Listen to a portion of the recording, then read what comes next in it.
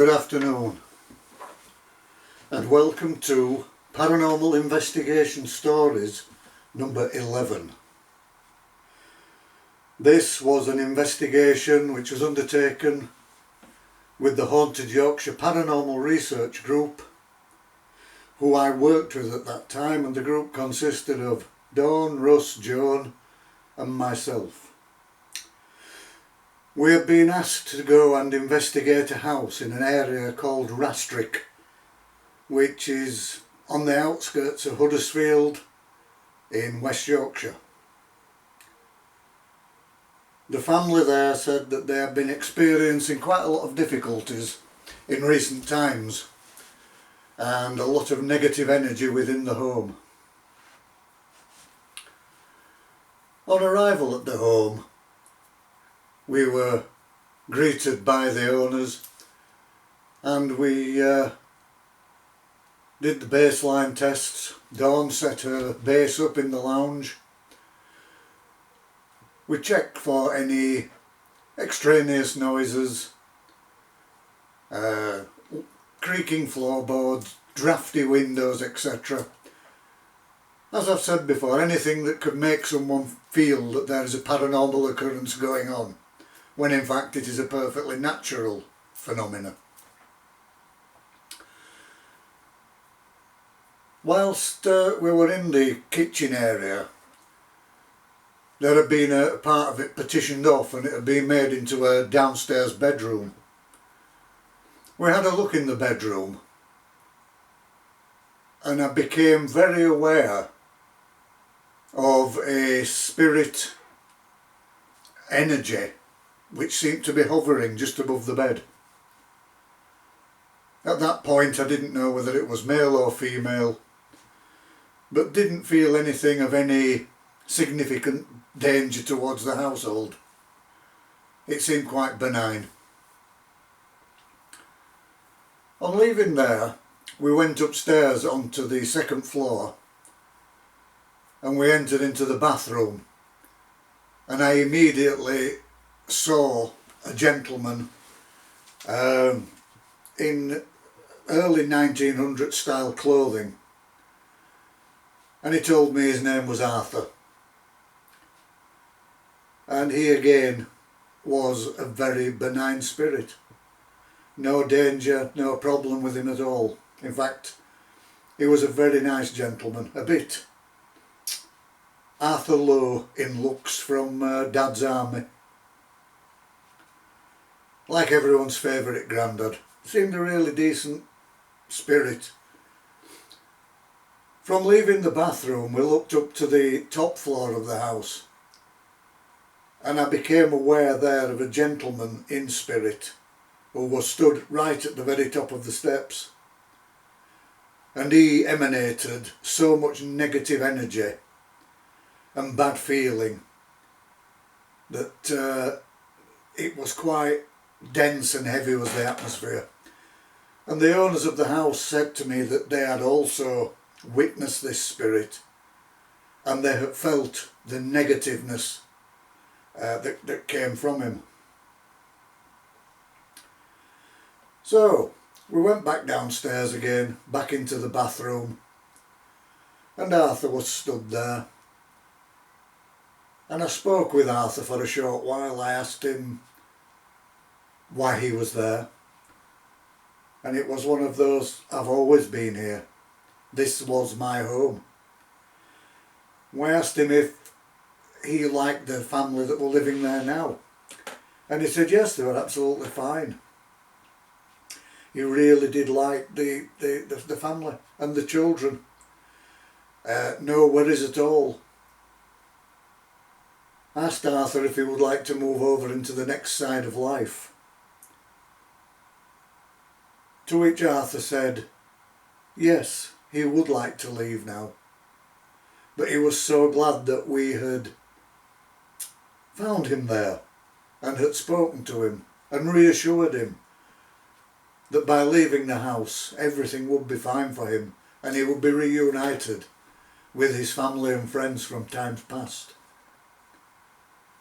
I offered up a little prayer and I tangibly could feel Arthur as he left the building. It was a very lovely experience and very calm.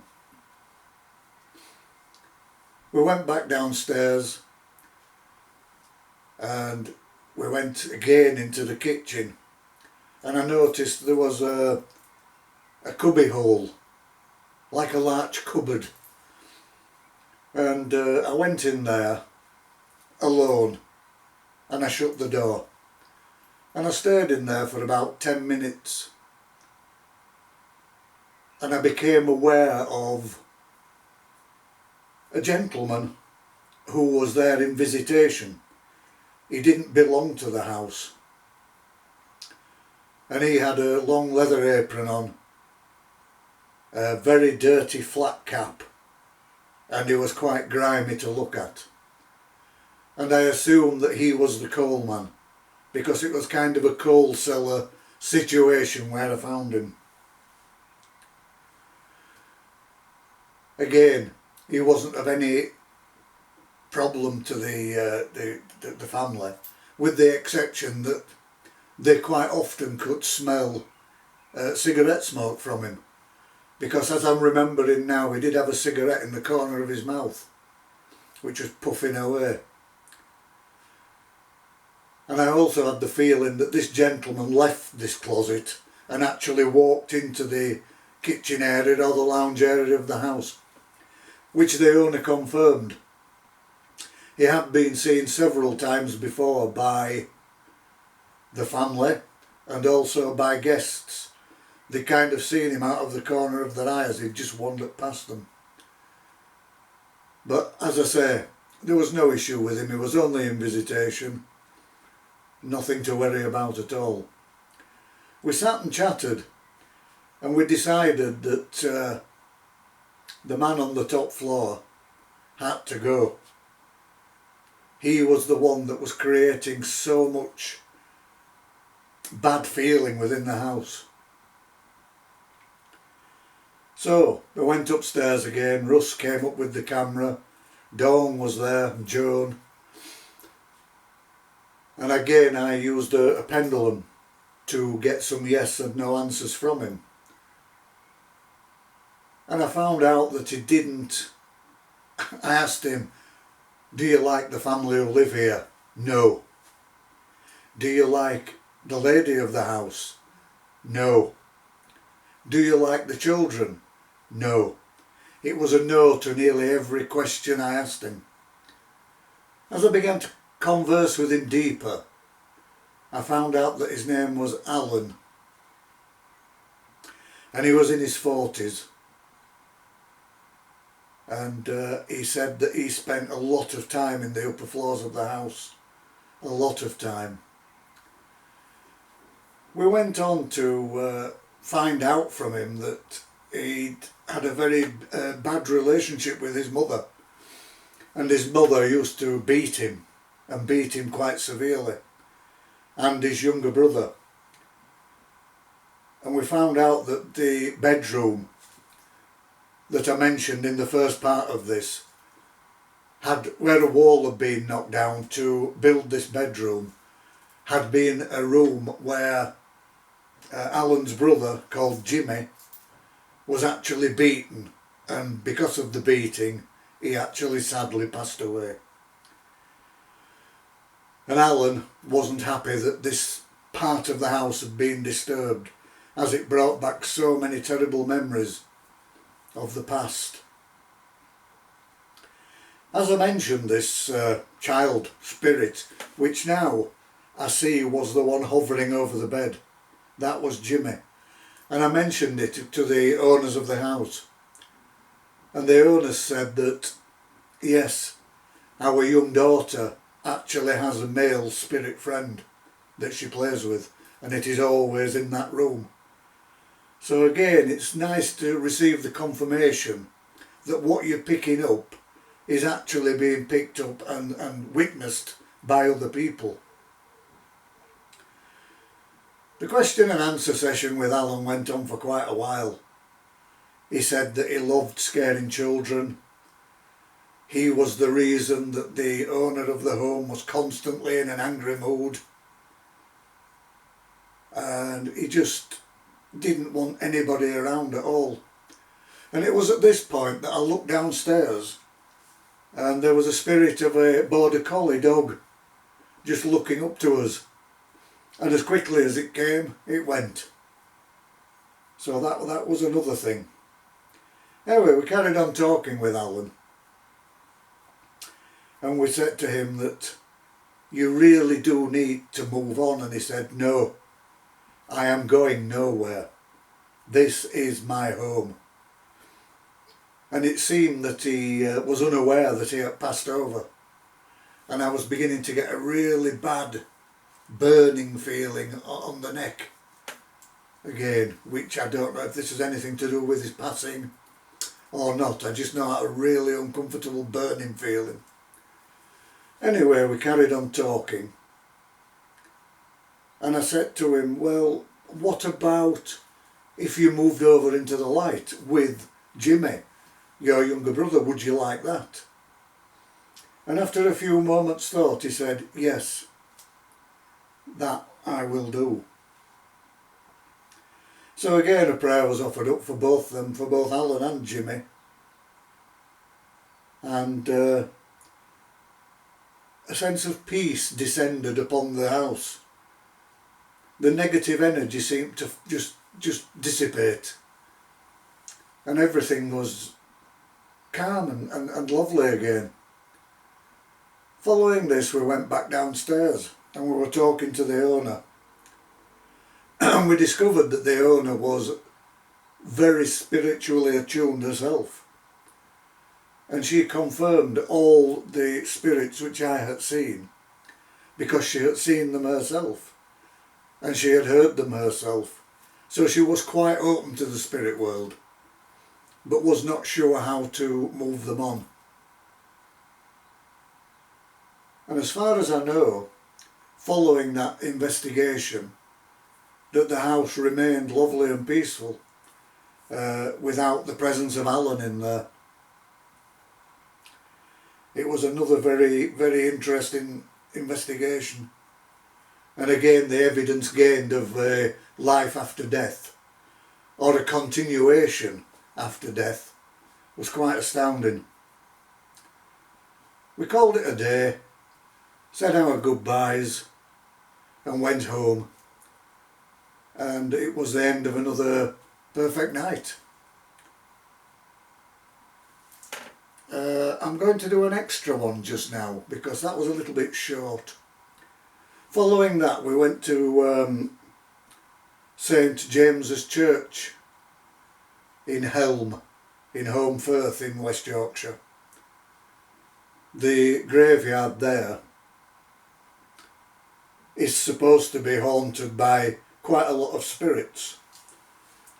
And following this particular picture here being taken, which I'll see if I can bring it towards the camera and hold it so people can see.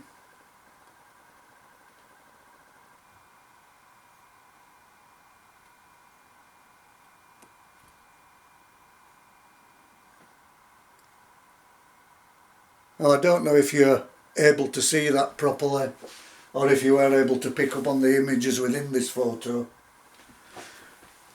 But there are three distinct figures within this photograph, all of different age times, etc., different parts of history. Anyhow, we went on this investigation, and we had a new team member then called Darren. We arrived at the graveyard, took a few photographs, did a little bit of general chit-chat, but unfortunately, due to extraneous noise, there was a party going on, everything just went belly up, and we decided not to investigate at all. However, there is evidence here that there are ghosts in that graveyard. And people say, is it wrong to investigate in a graveyard? In my humble opinion, the answer to that from me is no. As long as you're respectful, as long as you don't leave rubbish around, and as long as you take care not to offend anyone. The spirit world is all around us. And let's be honest, really, a graveyard has always been a very, very busy place. People coming and going, people laying flowers on graves, weddings, etc., etc., all have been going on. So it's been a very busy thoroughfare of people for many centuries. The ghosts themselves, I would put it to you that why, when you've got so many places in life that you love to have been, at home with your family, etc., etc., why would you choose to spend your eternity in a graveyard? This is why I believe that these on here are just passing through. There's one here in particular, which is a woman who's bending over, and she looks as though she has a bunch of flowers in her hand. So it's that kind of thing. It's just the residual energy back past in time there, where we're allowed to see that replay. And that's all I'm going to say about that one for now. I thank you again for listening.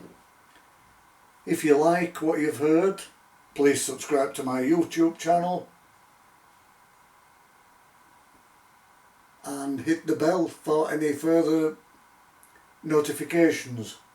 If you manage to be able to see this picture and you have any comments on the photograph itself and the spirits within, I would be most interested in your opinions. The next one I do will be, sadly, the last investigation that I undertook with Haunted Yorkshire Paranormal Research Group. And this was done in an operational RAF base somewhere in the north of England. And due to the Official Secrets Act, I am not allowed to disclose where it was. But it was a very interesting investigation, and that will be number 12. So thank you once again. Namaste.